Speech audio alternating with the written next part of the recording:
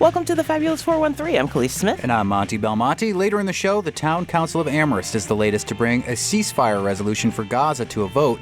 We'll speak to two sides of the issue with folks from Ceasefire for Amherst and from the Jewish Federation of Western Mass. And we'll explore a bit of the Gilded Age that perhaps sounds and seems more modern than you'd think with Mickey Rathbun and her book, The Real Gatsby. But first, a sci-fi epic's new installment allows Salman Hameed to join many of the things he likes best. To boldly go where no man has gone before. At the Amherst kitchen table of Hampshire College astronomer Dr. Salman Hameed, Mr. Universe, who is also a board member of Amherst Cinema. Amherst Cinema is going to join us Friday to do a little bit of an Oscar wrap before the Oscars this weekend. And we are going to talk about a big movie that opened this weekend based on a book. But your favorite book of all time is... Oh, The Great Gatsby. And we're going to talk about The Great Gatsby and the potential person who was the real inspiration behind Gatsby with this person's granddaughter later in the show today. But the book and the movie we're talking about right now is... my favorite science fiction book. Yes. That is Dune. Dune Part 2 opened in theaters this past weekend. We both saw it. Okay, so the first impressions, because we can actually talk for hours. I'm a huge Dune fan. I've read all of the Frank Herbert books of Dune and some of his son's books too. You're a better person than me, Monty, because I stopped after the second one. So we watched it on XD, the biggest screen. It was just mind-blowing. It was an amazing experience. And again, if you think about what movies should be, if they transport you out to a completely different imaginary world, this is what it is. It looks gorgeous. And the highest compliment I can give it is that at one point when I was watching the movie, I felt like this reminds me of 2001: A Space Odyssey. So it is directed by Denis Villeneuve. I mean, he came from an indie circuit. Then he went on to make other films which were really good, Enemies. And then, of course, science fiction film Arrival and Blade Runner 2049. But I think with Dune, he has really found his... I shouldn't say found his groove, because he had his groove. But I mean, I think he has really taken it to the next level. He read the novel Dune when he was 13 or 14. And he and his best friend, who also read it, apparently they wanted to imagine it. They wanted to have a movie like that. And so they created drawings based upon what it would look like. And then he watched the David Lynch version that came out in the mid-'80s, which has Sting in it. Yeah. I mean, the artist. The artist. As Fade Ralpha. And Kyle MacLachlan, who I love. I love David Lynch. I love Kyle MacLachlan. Even David Lynch hates David Lynch's Dune. Dune, I didn't have final cut on. I sold out. It was a slow dying the death and a terrible experience. Do you regret making it? Yes.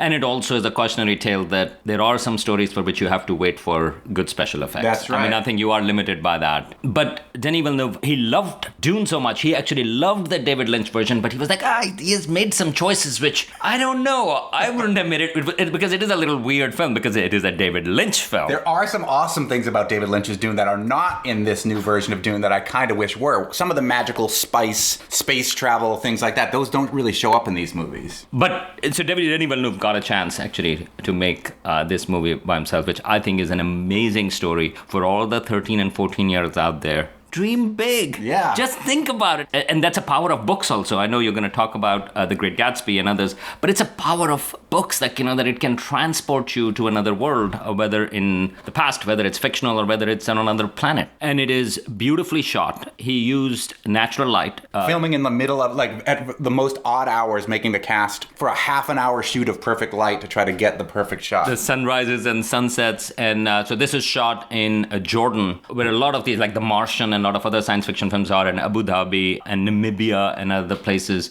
But the story is set around the year 10,000. This is in another star system where there are different houses that are fighting for power. One of the planets, whose name is Arrakis, that is at the center of it because that is the planet which contains what is called spice or melange. And this spice is crucial for the Empire because it allows space travel, it allows for parapsychic phenomena and things like that. Why it is crucial is because there are no computers. Computers have been eliminated. In the book, it mentions sort of like, that there was this Butlerian jihad where the machines fought against humans, and then humans were like, okay, well, maybe we should not make them. And so they outlawed computers. But then how do you travel in space and how do you make calculations? And one of the ways you do that is through the use of this spice. It feels like a mix of sci-fi and mythology/religion. Like, there's not a lot of science in Dune. Star Wars, I often argue, is space fantasy. It's not science fiction. Star Trek is science fiction. There's science in there. They're talking about concepts of science. Where does Dune, the book and or the movies, fall for you as a scientist? Does this feel like science fiction to you? Yes, but it does have a lot of mysticism in it. I mean, of course, it is a critique of colonialism because it's the people of Arrakis who are being exploited by these different houses. And then they are the ones who band together against the houses. And with the help of a white savior, which is a little problematic. Yes, except that Frank Herbert wanted to critique the white savior aspect of it. But as he said himself, that people fell in love with the protagonist in the first book, whereas it was supposed to have been an anti-hero. This is Frank Herbert talking about his novel. He says, it began with a concept to do a long novel about messianic convulsions which periodically inflict themselves on human societies. And he says, I had this idea that superheroes were disastrous for humans. Beware of these heroes because it is much better to rely on your own judgment and your own mistakes. When I read it, I was also like, I also loved the character of Paul Atreides. There are issues with that, so I'm not going to give away the ending, but there was like, well, that's a little weird. It makes me uncomfortable. The movie, Denis Villeneuve, knew about this critique of that, and he has made the main character more clearly an anti-hero than the book does. And I think that is a good change because Frank Herbert wanted to write the second book, Dune Messiah, in order to clear up this white savior confusion about it. He was like, no, I didn't mean to do that. Yeah, bad things happen in Dune Messiah. And if they make the third movie, I think we're going to see something. Which he is planning on making because he thinks that it's an unfinished story.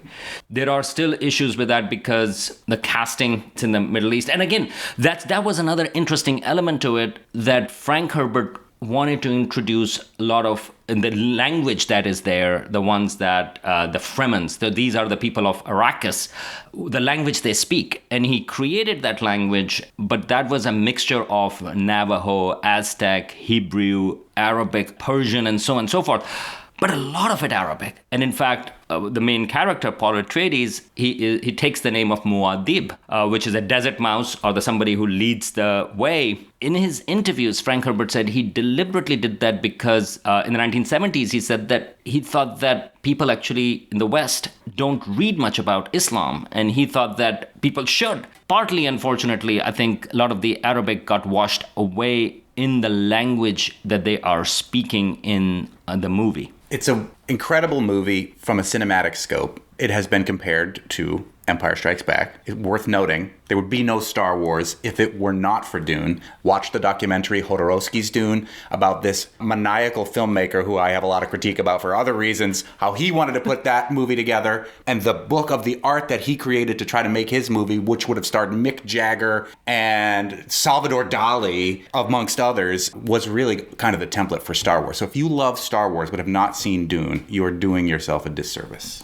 And that's a key thing to remember because you would watch Star Wars and you go like, wait a minute, did Dune rip off Star Wars? Actually, no, it's the other way around because the novel came out in 1965. And you asked about the science fiction aspect of it. Frank Herbert started off as a journalist. He was writing an article, he was asked to write an article about sand dunes in the Northwest. And there was a problem because the dunes were shifting. And so how do you make them not shift? Because they were called destruction. So he actually wrote that article in which they were planting these grasses, which were called European grasses. So again, the problem is, as you can see, there's an invasive species and so on and so forth. So the genesis of this planet ecology comes from his own work, his own reporting on the issue of dunes and how the solutions were brought in to the detriment of the environment and often ignoring the indigenous knowledge. These are all going into, if you read a novel, Dune, or you watch these things, in the ecology of the planet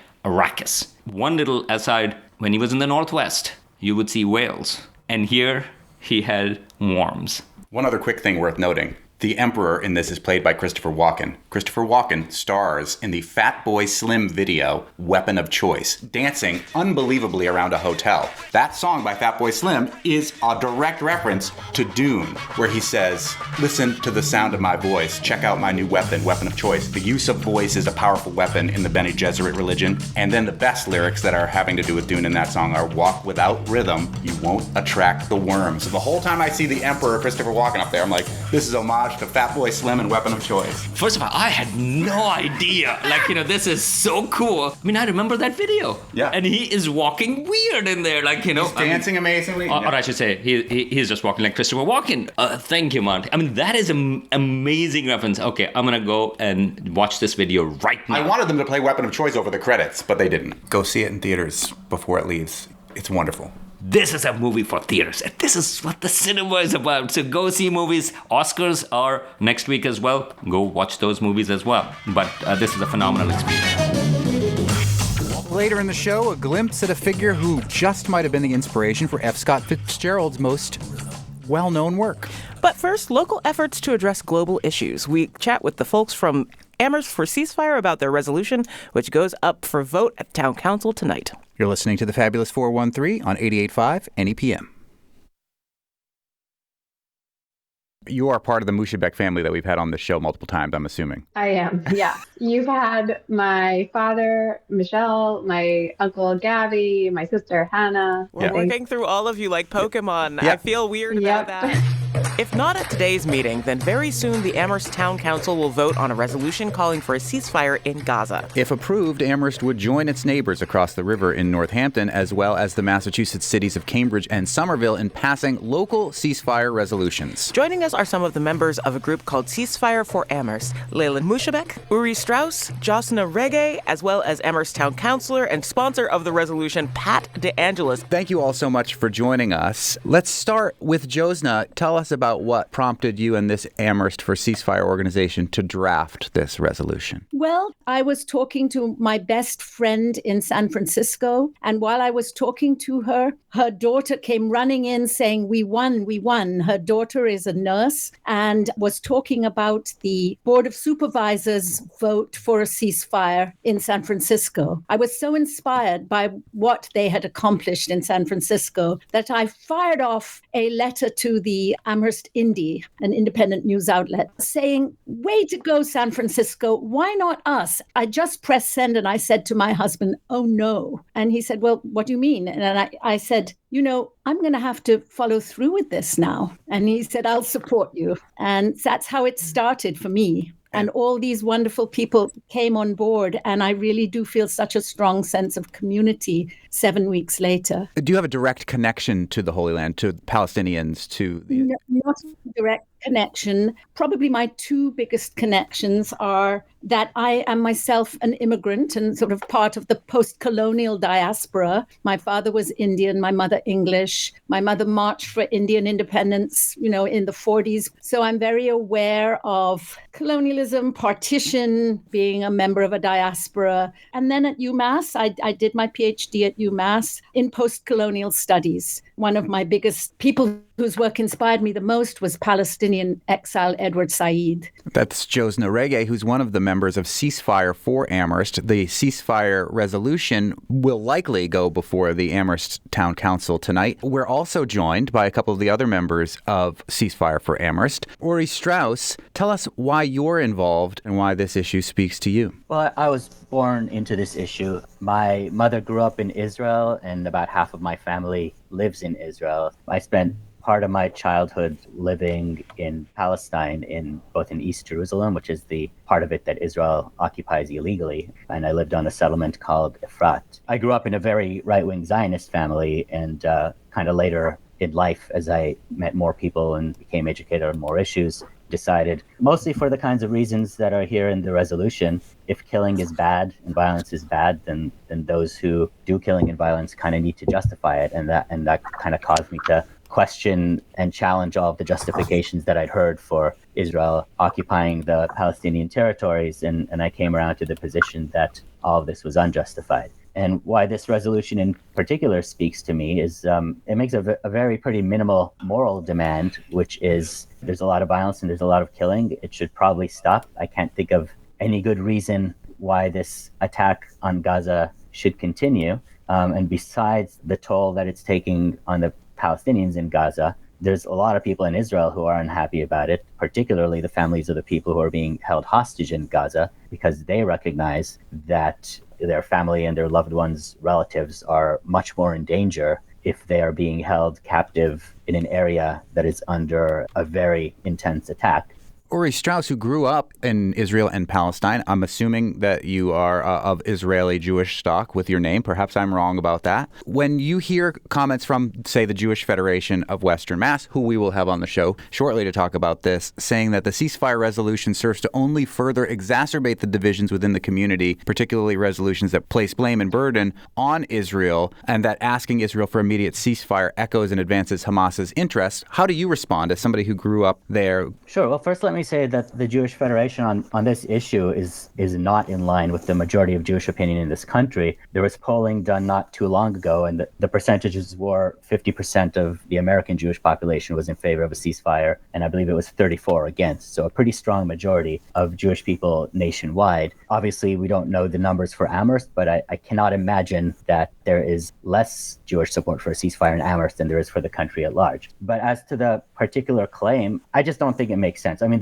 one of the stated reasons for this attack is to get rid of Hamas, which is, I mean, it's not really a realistic goal if that is the real goal, because Hamas, it's the current expression of Palestinian resistance in Gaza. It is the de facto government of Gaza. It's not just a military organization where if you kill or capture X number of people, the entire thing goes away. None of this is to say that I support Hamas in any way, but the idea that you could go to war against a civilian population until the main resistance group in that population is eliminated is basically just a recipe for war against the entire civilian population. And there's a long history of this. It's kind of what the US said in Vietnam. It's what powerful countries invading less powerful countries say all the time. And you can't wipe out the resistance. So I think that argument rings hollow. We're speaking with Uri Strauss, who is one of the members of Amherst for Ceasefire. The ceasefire resolution will likely go before the Amherst Town Council today. We're also joined by another member of that organization, Layla Mushabek. Tell us your connection to this Amherst ceasefire movement and why this is something that's important to you. Hi, yeah, sure. So I'm a Palestinian American resident of Amherst. I'm raising my two Palestinian Colombian kids in Amherst through the Amherst school system. I'm also an editor at Interlink Publishing and one of the co-founders of Valley Families for Palestine, which is a family organization. I came to this issue like Uri my whole life. In living memory, my Palestinian Christian family, along with 750,000 other indigenous Palestinians, were violently and permanently displaced from their ancestral homeland. I can share resources explaining Israel's brutal system of apartheid that Human Rights Watch, Amnesty International, and the Israeli human rights organization B'Tselem have all done detailed explainers of. But, you know, I just want to point out that none of this is actually what the resolution is dealing with. The resolution does not seek to solve this issue. It does not seek to dictate military strategy or next steps. What it does, it specifically deals with the ways that we as American taxpayers, as residents of the town of Amherst, can address this issue. And one is to call on our leaders to facilitate a ceasefire on both sides, to stop the ongoing just mass slaughters of Palestinians in Gaza that has now killed far more than 30,000 civilians, to facilitate the safe return of Israeli hostages to their families, Palestinians that are detained without due process. It calls for humanitarian aid to be allowed in to meet the needs of the fastest decline in a population's nutrition status ever recorded. It also asks that the U.S. apply U.S. law to military funding to Israel, and that is to condition that military aid on abiding by international law. Israel is the largest recipient of U.S. military aid since World War II. It's one that's currently under investigation for genocide and under extreme far-right leadership. So I don't think that we as American taxpayers sending a message that we want our government to be aware of how they're using this money and condition that on international law is an unreasonable ask. It also acknowledges the climate of fear. I'm reading directly from it now, the climate of fear, anger, and disinformation in the United States that has led to an escalation of threats, hate speech, and hate crimes against Jewish, Palestinian, Muslim, and Arab Americans. I think that this is an issue that is weighing deeply and being discussed around dinner tables all throughout Amherst, all throughout the country. And I think that it's something that we care deeply about. Over 700 people have signed on, residents of Amherst have signed on to this resolution, including, I think, 40 businesses and organizations. It is supported by religious leaders and institutions from a variety of different backgrounds. The community that supports this represents a really diverse cross-section of Amherst. And the resolution text is very similar to the one that Northampton just passed nearly unanimously. How successful are local initiatives like this in generating momentum for more national action? This might be a good question for the town councilor who has joined us from Amherst, Pat DeAngelis. I think that they're very effective. The process may be slow in terms of the ceasefire in a community like Amherst and then rippling out and joining with Northampton, East Hampton, sending it off to McGovern, sending it off to the president, really expands, I think, their awareness of what regular and ordinary people are crying for in this instance. And we really need not to let the size of us or the fact that we're one community keep us from reaching and pursuing that hope. Is there a way to separate this conflict and the support of a ceasefire from domestic conversations about anti-Semitism? Maybe this would be a good question for Uri Strauss, who grew up as an Israeli in Israel with a Zionist family. Maybe we need to start by separating real anti-Semitism, which is racism against Jewish people, from ideological distortions of what anti-Semitism is, which we're seeing a lot of in this country. There's no question that real anti-Semitism has been increasing. It often does whenever Israel is committing atrocities against Palestinians. The reason is there's a very inappropriate conflation of Israel with the Jewish people, which is very often pushed by Zionists as a way of trying to excuse Israel by kind of putting the defense of criticism of Israel are anti-Semitic, and therefore using the shield that should apply to Jews to be protected against racism and use it to protect Israel. The intent and the effect of it in the public discourse has been to make it harder to criticize Israel and to make people feel afraid to criticize Israel or face what should be the consequences for being anti-Semitic as opposed to for being critical of Israel. A lot of the actual really pernicious anti-Semitism, probably the vast majority of it in the United States and across the world, is not coming from pro-Palestinian people. It's coming from very right-wing hate groups. I do feel it's important to separate those two things out as well. I actually find it a little upsetting that in this resolution, we talked extensively about anti-Semitism, but we didn't really discuss at all the fact that the town of Amherst has acknowledged grieving members of the Jewish community impacted by the Hamas attack, which it fully condemned on its resolution on October 16th. But it actually hasn't really discussed the fact that the dehumanization that has enabled 13,000 Palestinian children that look just like mine to be a casualty of war does not stay contained. We also have seen a rise in fatal or life-threatening violence against Palestinians, Arabs, and Muslims in kind of progressive towns all across America, including a 6-year-old boy and his mother who were stabbed to death outside of Chicago. Recently, a Palestinian-American father stabbed near the UT campus, Austin, and 3 Palestinian college kids who were shot in Burlington, Vermont for wearing keffiyehs like the keffiyehs my family wears every single day. For me, I actually have quite a bit of outrage that so much work has gone into passing this resolution that the town council itself set a precedent on weighing in on this issue when it passed its October 16th resolution. If it doesn't pass this resolution, this mildly and moderately worded resolution that is widely and broadly supported by various different members of the community, it is really sending a message to members of my community, to impacted people of this atrocity that has killed 30,000 more people, that our lives don't matter and that we should not empathize or support these impacted voices. In this conversation, we are accused of creating division when in fact the division is there. And by speaking out, we're taking the chill off the atmosphere. We have had so many conversations in the last 6 weeks with people from all different parts of Amherst who have very different opinions. We're trying to create a very broad tent for people to come together under this resolution. And I think we're succeeding in that. Amherst has never been afraid to speak out, to criticize the US government. And with the uncommitted vote that just happened in Michigan, the Democrats may lose this election and Trump may become president again if President Biden doesn't wake up and notice that his Israel policy is out of step with the American people's. Josna Rege, who is part of Ceasefire for Amherst, along with Layla Mushabek and Uri Strauss, as well as the Amherst Town Councilor and sponsor of this Amherst Ceasefire resolution, Pat DeAngelis. It is likely that the Town Council will take a look at this resolution. Tonight you can see the text of the resolution on Amherst's website. Thank you all for joining us today. Thank you. Thanks for the opportunity. Thank you.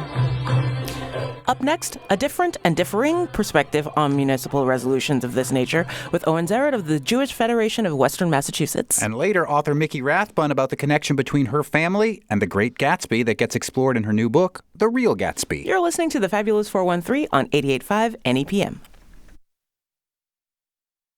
Welcome back to the Fabulous 413. You may have heard us speaking with members of Amherst for Ceasefire. We are now joined by Owen Zarrett, at-large counselor in East Hampton and the secretary of the Jewish Federation of Western Mass, who has been critical of the Amherst call for a ceasefire. Thanks for joining us, Owen. Thanks for having me. Tell us what about this particular ceasefire resolution is something that made you want to comment to the Daily Hampshire Gazette, and I'm assuming elsewhere, with a statement critical of this Amherst ceasefire resolution. Absolutely, and thank you for having me, Monty. I'll also add that in my capacity as a board member, a trustee of the Jewish Federation of Western Mass, I'm also the chair of the Community Relations Committee, which is why I'm so active in these conversations. Mm-hmm. These ceasefire resolutions, I would rather refer to them as peacefire resolutions. And here's why. I think that generally the language that is used in these doesn't go far enough to embrace the complexity of this acute conflict, and certainly a history, many hundreds of year old conflict in this region between a variety of both peoples and, let's face it, also religions.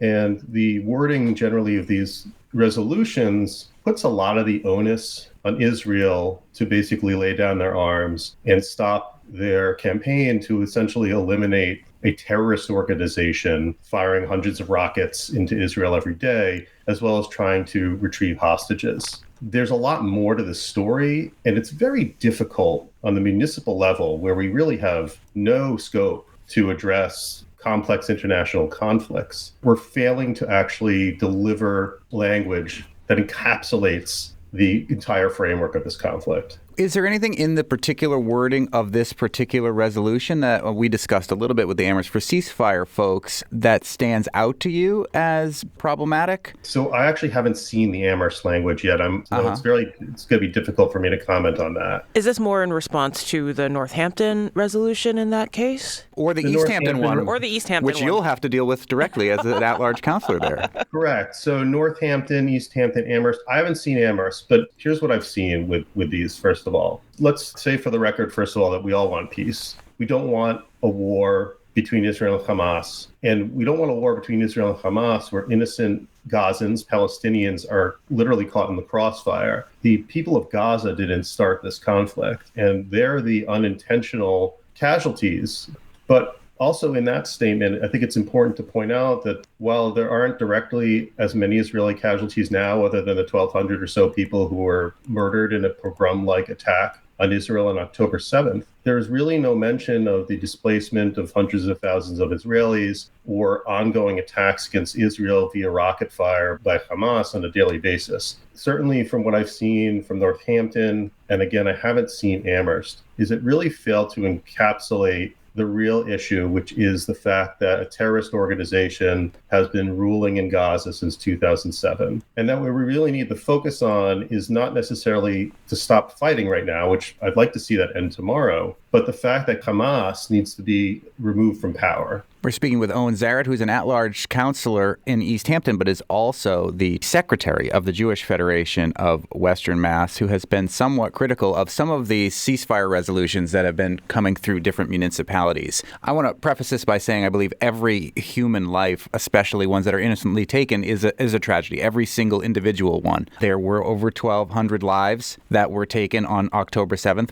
by Hamas. The Amherst resolution begins there, saying there was unanimous support from the Amherst Council condemning those October 7th Hamas attacks. Calling for a ceasefire is talking about the, I believe, to be extremely disproportionate reaction to that in scope and scale of numbers of human beings' lives who have been affected here. Close to 2 million residents of Gaza forced to leave their homes. Over 30,000 people killed, over half of which appear to be innocents, not involved in Hamas. Why would the Jewish Federation want to be critical of saying we need to slow this scale down? Or do you think this is what Israel really needs to do to eradicate the terrorist threat of Hamas, as you've called it? Well, the first thing I want to do, Monty, is thank you for acknowledging the somewhat of the actuality of the numbers here. So what we are seeing typically is that these numbers are presented without context, and numbers that it's important to acknowledge that are provided by Hamas, a terrorist organization. So we don't really know how reliable they are. But what is important, to your point, is that approximately 12,000 Hamas militants have been killed in the process of this fighting. So we see approximately a 1.1 to 1.2 ratio of fighters to civilian deaths. Now, every life is precious. I'm not saying it isn't, but we have to take into context what is happening in this conflict. This is a very complicated form of urban warfare that the world has frankly never seen, which makes it almost impossible not to see the blood of innocent people shed. If we were to call for a ceasefire tomorrow and Israel were to leave Gaza, that doesn't change the fact that Hamas is still in power. I feel like there's a lack of precedent for removing terrorist organizations from power. We saw this with the Taliban, who have come back into power. The removal seems temporary. To your point, it seems lacking to try and address all of that in something small, municipal, and domestic. And at the same time, we have seen when those organizations are removed from power, they can often return relatively shortly. Right. How are we going to create a peaceful government in Gaza? And I don't know. And that's part of the problem. And so we're sitting here trying to solve an issue that we've been trying to solve for certainly since the inception of the modern state of Israel, but going back centuries before that, trying to solve complicated conflicts between Jews and their Arab neighbors. So I think that in the least, the language of these resolutions has to include that. And to be clear, I'm not against these resolutions. I'm against language that feels like it doesn't capture the full scope or complexity of this. East Hampton, where you are an at-large city councilor, Owen Zaret, is going to be facing this. Have you seen any of that language? What's your take on that particular ceasefire ordinance? Yeah, I think the East Hampton resolution has good bones, and I've reached out to the co-sponsors to try to do exactly what I'm suggesting here. So I think that taking the approach of just trying to vote these down is not the best way, either locally or more broadly, to find peace, right? This conversation is all about peace and collaboration, and sometimes between people who are enemies. I'm not enemies with my co-counselors on the council, just to be clear. But there's definitely diametrically opposed views. What a great example of modeling of behavior on the very micro municipal level of trying to find a happy middle. This is a really complicated situation that's not typically within the purview of municipal government and not something we typically opine on, but there's a serious situation going on here. And so what is a pathway to peace? Maybe modeling some more language that illustrates that pathway a little bit more than just say, well, you got to just stop fighting. Well, to say just stop fighting is not, again, going to solve that. But the other thing, too, is how can we acknowledge that this might be a little bit of maybe out of bounds, for lack of a better term, what we do municipally, but bring this into municipal realm? What actions can we take in Northampton and Amherst and East Hampton and Greenfield to make this impactful in our community, right? Everywhere that these resolutions occur, they create a lot of distress, and they leave a lot of unhappy people in their wake, because unfortunately what it comes with are these diametrically opposed opinions, and a lot of them are severely anti-Jewish, anti-Israeli, and that leaves the local Jewish community feeling very unsafe and also feeling very marginalized. We just saw that in Northampton. I'm experiencing that. We just had our meeting of the Federation last night, and people largely felt unheard. So how can we bring all the players to the table to create language that best satisfies everyone's wants and needs? The answer is, I don't know, but that is what we need to do. Oh, and Zara, in your role as secretary of the Jewish Federation of Western Mass, and we've mentioned how anti-Semitism has been on the rise since October 7th. Also, anti-Islam has been on the rise. Are you critical of the state of Israel and its reaction to October 7th? And do you believe you can be critical of the state of Israel, of Benjamin Netanyahu, and have it completely separate from anti-Semitism? Absolutely. So let's be clear. Israel has a right to exist. Any call for wiping Israel off the map or creating a situation where all the Jews or all the other residents, 25% of who are non-Jewish and live peacefully in Israel, just go away, and that Israel as a secular Jewish state just goes away, that's anti-Semitic. We all know that the Netanyahu government is a far-right conservative government that is not doing anyone any favors. I think that there was a just response by Israel after October 7th, but one could argue that how the military campaign is being carried out may have its flaws. I'm not a military tactician, and I certainly don't have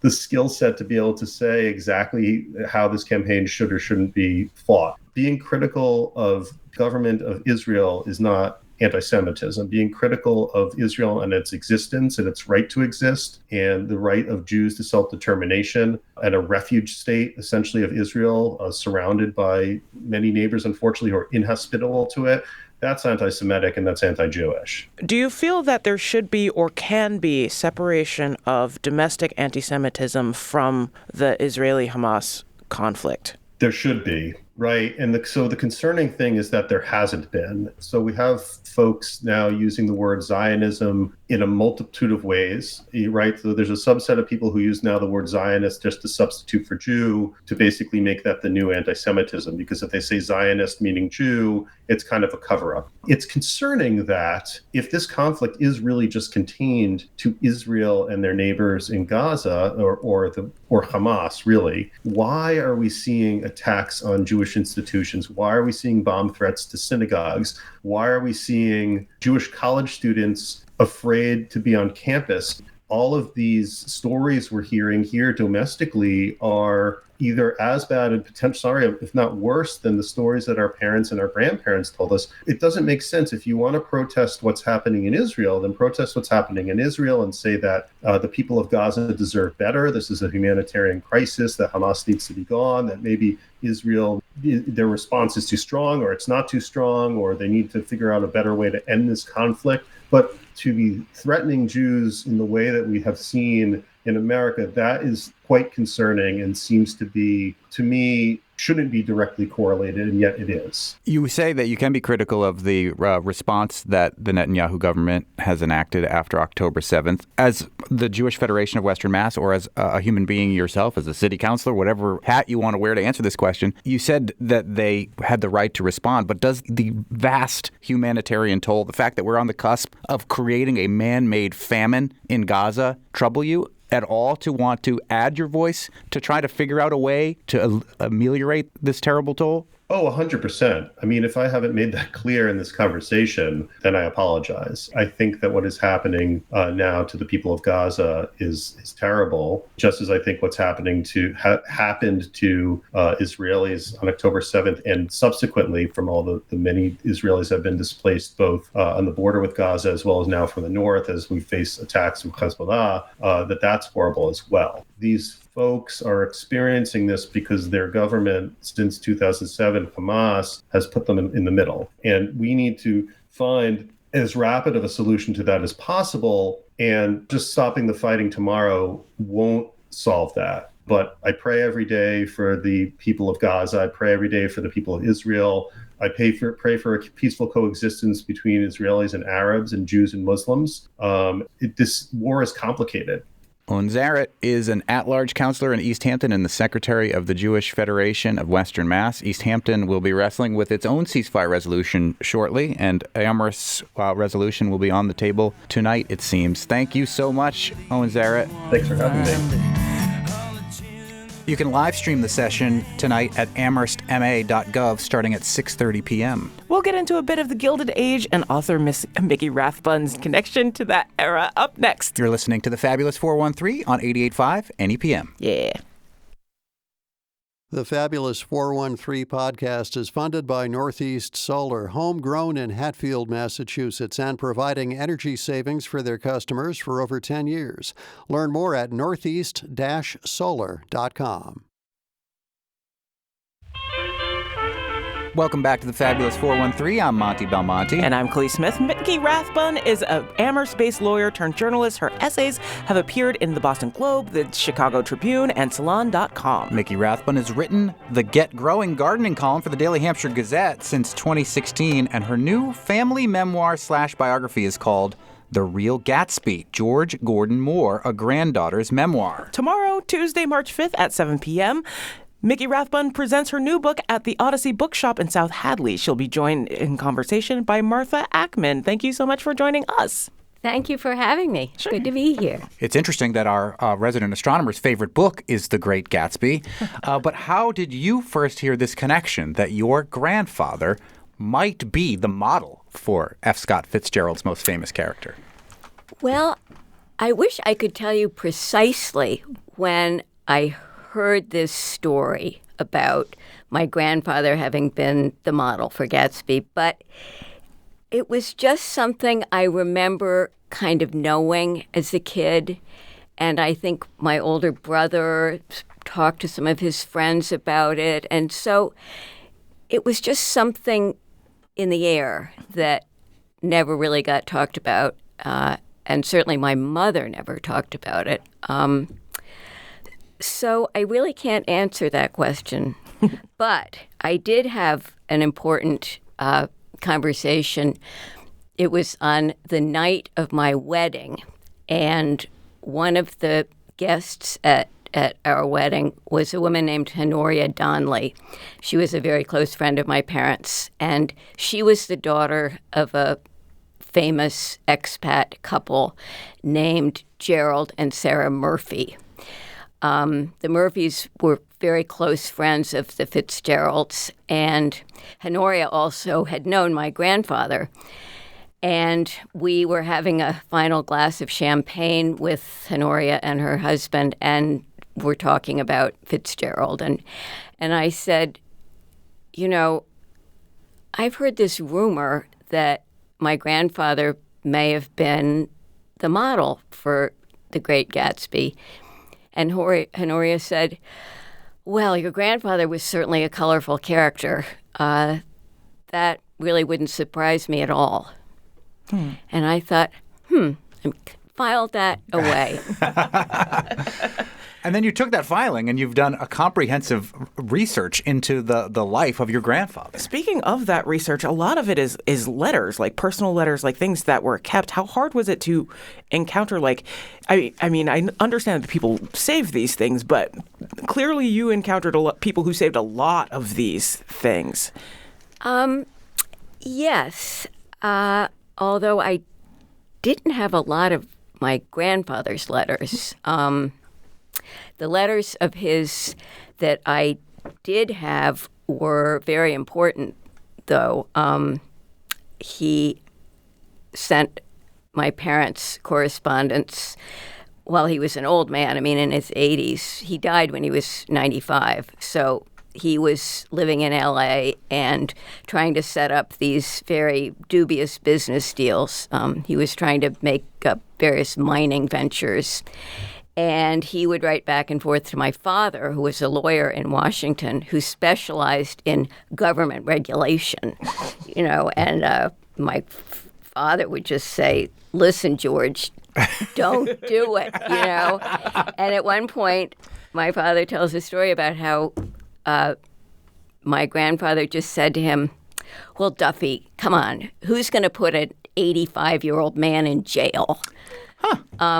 So I have letters, those letters. And most importantly, the letter that I found in my father's correspondence after he had died was a letter containing this 12-page typewritten draft of a memoir that my grandfather had written about his experiences in World War I. And that really set me on the hunt. And those experiences are incredible. He's dealing with Winston Churchill before Winston Churchill's rise to prominence in World War II. He's advising President Wilson here in the U.S. and in some ways trying to encourage the United States, where he was an expat from, then living in England, to enter this war. He's a Zelig-like character. And Yes. he does have this phenomenal wealth at a period of time in his life. And we're speaking with Mickey Rathbun, whose new book is The Real Gatsby, George Gordon Moore. It could be that your grandfather was the model for The Great Gatsby. How did he make his big fortune at first?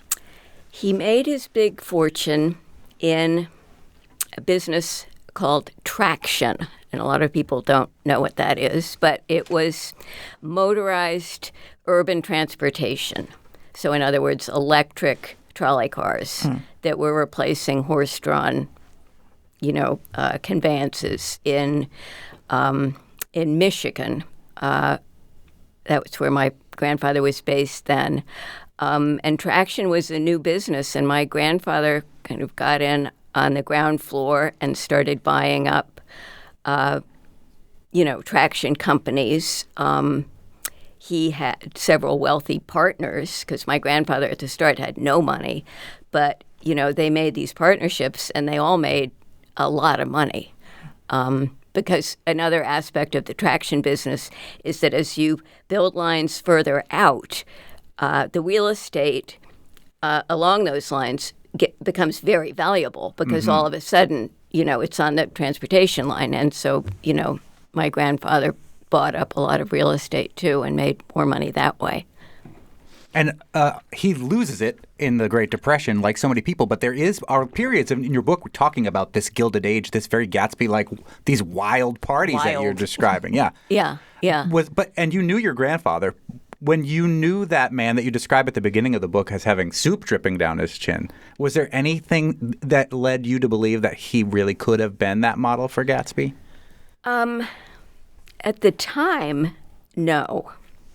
But as I began to, research my grandfather's life back in the, teens and 1920s, I found these descriptions of his parties that were just amazing. I mean, they were just Gatsby-esque. Yes. I mean, Fitzgerald could have written these descriptions of my grandfather's parties. And so the more I read about that, the more I thought, my grandfather really fit into this mold pretty nicely. And also because, just circumstances of when he was in New York and the people he knew, it just seems, unthinkable that he and Fitzgerald didn't meet. Mm-hmm. But there's no proof that they met. There is no proof. I can't imagine really what the proof would be, except if Fitzgerald had sat down and said, I met this amazing guy named George Moore, and I got to write a character based on him. I don't think we're ever going to find that. But the circumstantial evidence is pretty significant. Pretty persuasive. Ultimately, I don't feel like not finding the smoking gun really was an impediment to writing the book. Right. Because it was just tracing the two lives, the one fictional and the one real. It was fascinating, and it kind of sort of gave me a way of understanding my grandfather and sort of his strengths and his limitations, and it was very satisfying that way. Cool. Mickey Rathbun, whose new book is The Real Gatsby, George Gordon Moore, A Granddaughter's Memoir. It'll be presented at the Odyssey Bookshop in South Hadley tomorrow in conversation with Martha Ackman. It's an interesting history. It's a family history. There's a lot of resonance with a former president of the United States who may have been a business charlatan as well. I hope we weren't going to bring that up, but it does occur to me from time to time. Yeah, there's a whole chapter where there's a whole lot of resonance. Yes. Thank you so much for joining us. Thank you for having me. It's been very fun. Tuesday on the Fabulous 413, it's going to be an emotional roller coaster, so y'all get ready. It's Khalees. It's Monty. And we'll see you tomorrow on the Fabulous 413.